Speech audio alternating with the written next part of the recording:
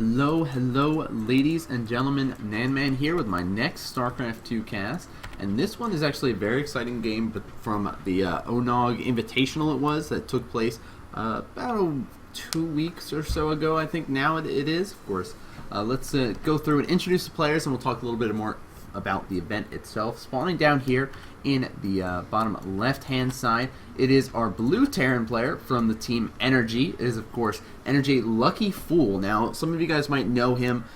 He is quite active in the community. He does help host a lot of local tournaments in the DC area there. He does host quite a few of those DC lands, and he's participated quite a bit. Some of his most, of course, well-known achievements is he was able to get third in TeamSpeak Team Liquid Open number 24, as well as, you know, doing quite well at some of those MLGs and doing quite well at those DC lands as well. Now, his opponent spawning in the upper right-hand side is our red Terran player, formerly of the clan PMS H2O. And she actually joined the new team here a little bit after her MLG Providence performance, basically. It was, of course, QuanticFlo. Now, a lot of you guys might know her. She is a female professional StarCraft 2 player.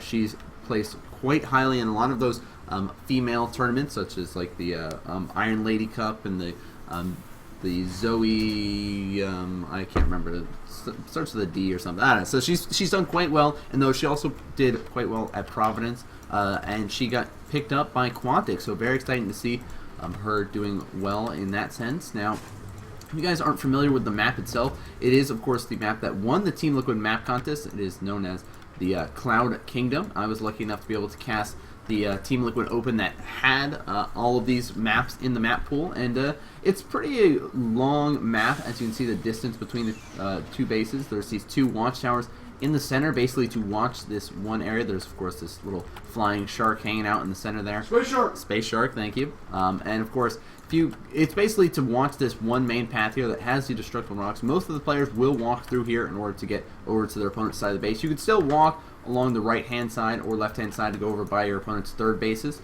but most of the time they'll go through the center of the map here. Of course, it's quite common to see a very quick expansion out of people because the natural is very easy to secure here. And look at this, we do see that Flo is going to be going for that 1 Rax expand here. Now, the ONOG Invitational, if you guys really aren't familiar with the ONOG people, they actually host a lot of barcrafts. I know in the DC, Maryland, I think there was some in Chicago. In that area, they do host a lot of barcrafts, and some of the money that they've basically raised from these events, they decided to host basically a $3,000 tournament. They invited a lot of notable players to it. Of course, we see LuckyFool, QuanticFlo were some of it, Vile Illusion, Stefano was there, Rotterdam got to play, Katz was another player that did get invited, Kaz, I think, also made it in. So basically a lot of different players. You can find out in the description below a link to more information about the event itself, and of course, you know, this game is starting to progress quite nicely here. We're seeing that LuckyFool will be opening up with a Banshee play, though. So he's not opting for that quick expand as of yet, but he is throwing down this bunker here and throwing those Marines in to basically look like he is going for an expansion. We might see him throw down an Expo behind this as soon as he gets it all basically situated and set up, and are going to be starting to swap these buildings. Nice here. We'll maybe even see a Hellion get produced out of this factory, just get a little bit more map control in the process. Now, we see at least one SCV has taken control of the watchtower closer to Flo, so she at least has an idea if any unit will be coming her way. And right now, she's just going to be relying on a bio-oriented style of play here. Got those 3 racks up. Does have a tech lab being added on, so she will be able to get that stim and combat shield as soon as it finishes up. Now, basically, she's going to be ahead economically, but behind tech-wise.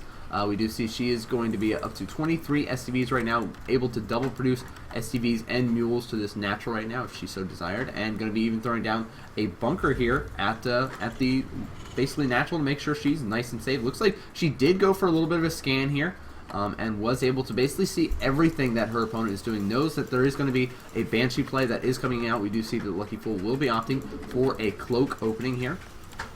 And there's that expansion being thrown down. So LuckyFool's like, alright, I'm going to go for tech first, and then I'll get my economy up and running. Now, we'll see how well Flo will be able to respond to this. She already has that engineering bay done, throwing down at least one missile turret in the main base. None at the natural as of right now, but has that... There it goes, right away. She's listening to me. She knows. Okay, boom, got that missile turret in that natural as well. Has that bunker still full of Marines, and has kept a couple here in her main base as well, just to watch and go, okay, you know what? I scouted you perfectly. I know what you're going for. I'll be ready for it this time. And there's that combat shield getting researched first to basically increase that health of all of those Marines. And Banshee's already going to be cleaning up that watchtower, taking out this SCV. So 1 kill right off the bat. We'll see if he tries to poke in here. He would be able to do a little bit of damage to take out at least, you know, 1 SCV in the process. He's got to be careful with how well he controls it around this 1 missile turret here.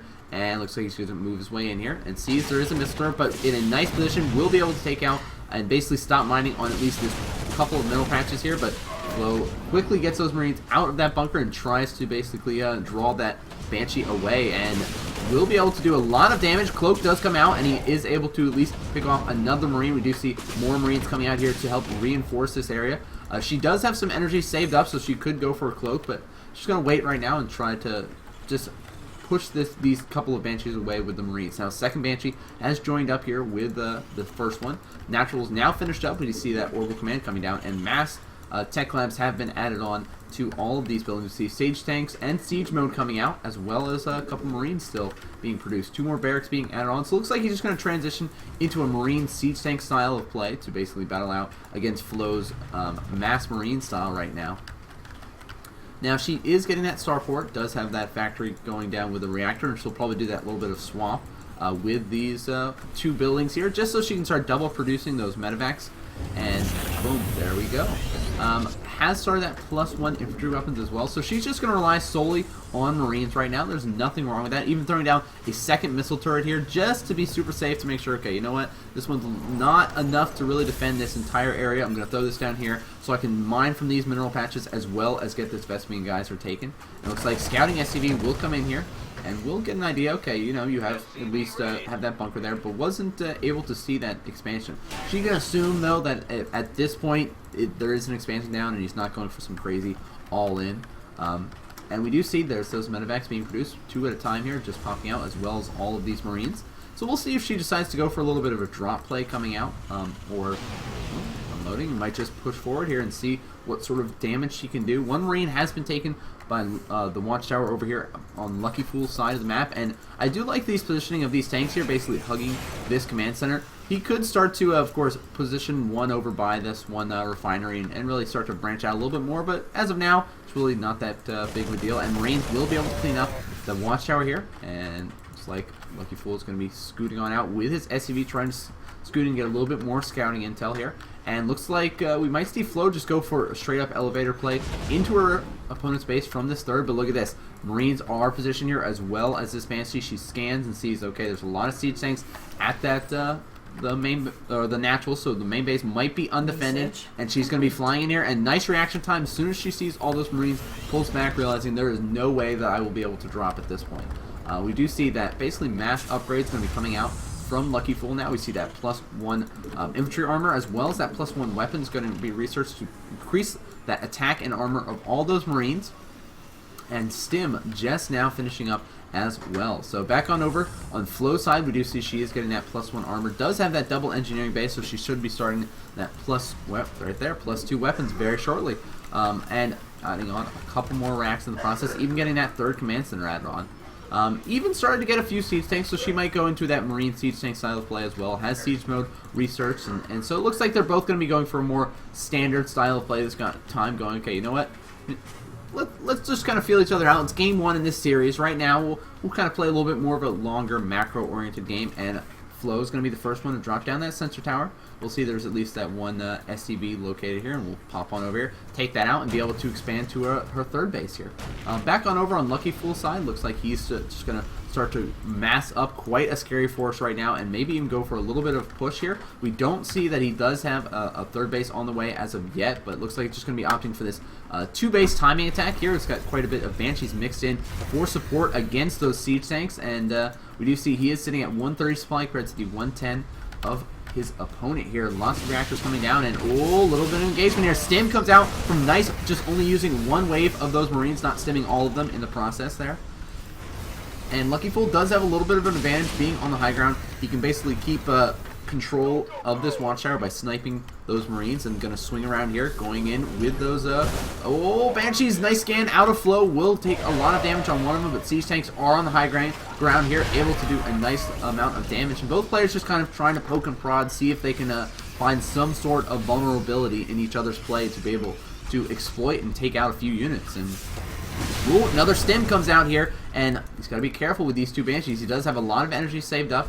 There's still 3 Banshees left alive, but 1 Marine hanging out in this 1 medevac here. So we'll see this orbital command be lifted up and drop down at that 3rd base in a little bit here. Flo's just going to keep rallying all of our units on over to this area, and ooh, stimming up again, and Banshees will come in here and slowly be able to pick off a couple of these tanks here, and Stim takes out one of those Banshees. The other 2 get away, but he's going to swing back in and take out that 1 siege tank. No problem. Going to start targeting down that 2nd one, but realize, okay, you know what, I need to try to get a little bit better position with my siege tanks, and starts to re-siege up here. Now he is in range of Flo's tank at the front here, so this 1 Banshee really needs to be able to snipe this now, and both players scanning, trying to be able to get a good idea. Boom, there goes that Banshee. Now no more air control for LuckyFool, but he is up to 146 supply, still doing a nice scan and starting to drop down a couple of siege tank fires on those Marines. We do see a wave of reinforcing units coming out here. A couple SCVs have been mixed in.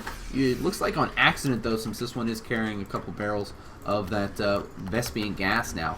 Looks like he's just going to go in for a huge engagement here. Big stim coming out of flow here, but there's just too many siege tanks and Marines, and he's just going to basically move his way forward, not even going to having to siege up his tanks. Takes out all the tanks of flow, and still left alive with 130 supply credits and 99 or 91 of his opponent here. Flo just trying to stay alive here with these couple of Marines on the high ground, but there's just too many tanks and bio units going to siege up and just slowly poke his way forward, realizing, alright, there's really nothing you can do to deal with this. Of course, 2 tanks do pop out for Flo, which will help out in dealing with this. He could lift up these Marines and drop on the tanks, but no, just going to stim, run in there. Tank's able to do a lot of damage as well, and there goes all the Marines for Flo, and it looks like LuckyFool will be able to start poking his way in and siege up, but nope, GG is called. We see LuckyFool takes game number 1 in this best of 3 series here. And let's update this, of course. Very exciting play between both players, both opening up with a little bit of a different play. Flo wanted to go for a more macro-oriented economic style of play, and LuckyFool went for that tech play, but really wasn't able to do too much damage with those Banshees early on, so he goes, okay, you know what, I'm just going to fall back and go for a Marine siege tank style of play and be able to just kind of out-upgrade you and just be able to produce more. And he did overall. Very nice engagements over here at the high ground over top of this basically watchtower. I kind of would have just liked Flo to have pulled back up into her natural and 3rd area and really just been able to siege up there. There would have been really no way that LuckyFool could have been able to push up this ramp until he took out all those forces of Flo down here on the low ground. So very exciting game number 1. We'll be going into game number 2. See if Flo decides to switch things up a little bit. Of course, if you guys are interested to know a little bit more about these players, check the description below on my YouTube channel. On this video itself, I do put links to their player streams. I also have links, of course, to the information about their teams and things of that nature. Of course, if you want to check out more information about myself, you can check out my Twitter and my Twitch TV channel, where I do live casting of events such as the DC Lands and other such things. So, of course, thank you guys for watching, and I'll see you guys next game.